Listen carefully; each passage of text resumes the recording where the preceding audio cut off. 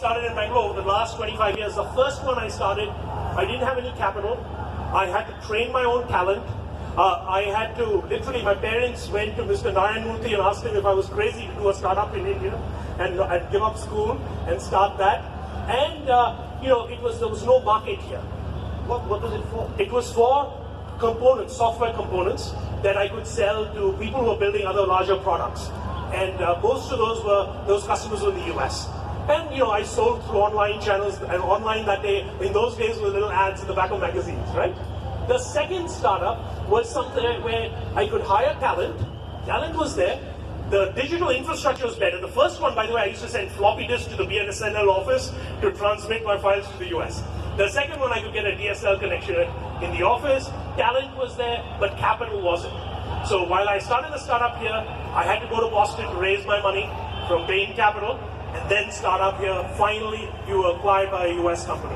The third startup, let me tell you this. I started it 2 years ago, 2.5 years ago now. Talent was there, the capital is there, the market is India, and my mother asked me, why aren't you doing another startup, right? So really what it is that this is emblematic of what India is today. And I keep telling entrepreneurs and investors that the next generation will be amazing of entrepreneurs, because you've met a few of them already today, you've met them across the country. They're really learning the mental skills of entrepreneurship and are going to build the companies of the future out of India. So I think that's a very important aspect of what we are looking for as a startup ecosystem. So before we open it up to Mr. Gandhi to give a few opening comments, but just a few ground rules, we want to keep this interactive. We know this is both going to be questions to Mr. Gandhi, but also, he wants to hear feedback from you. What is it you need? What are the challenges you're facing? What are the hurdles? And what are the opportunities you'd like to exploit? And what policies would help make that a reality? And I think that's what this session is about. After all, with a government in power, you know what their policies are in general, but with a party in the opposition, it's much harder to read and what exactly the policies will be. And so this would be a great opportunity to hear from you. The questions, the format of the session tonight is going to be, Mr. Gandhi is going to give a few opening comments. After that, I'm going to open it up to questions. We've solicited questions from all of the attendees. So I have a stack of them. I may not be able to go through all of them, but my request is when you ask the question, please identify yourself, keep it brisk, keep it on topic, the topic we have, and I may not be able to offer any follow-ups because we want to get as many people in as possible. So if with those ground rules, we'll have a great session, I hope, and an engaging one. So if I could have you say a few opening comments. Well, thank you. Thank you for inviting me here. I've come here more as a listener. I'm not a technical expert. I've come here to listen to you, to get a sense of what you're feeling and how we can work together to make entrepreneurship easier, to help you build startups. I mean, I'm happy to take whatever questions you'd like to throw at me. I think you'll be taking care of that aspect. I'm pretty excited to be here, so let's get moving. Great. So I have like about 20 questions, Ms. Gandhi. Let me start with a question from Neeraj Sharma. Is Neeraj Sharma here? There we go. So please stand up as well, because I can't spot you otherwise. Neeraj, you have a question for us?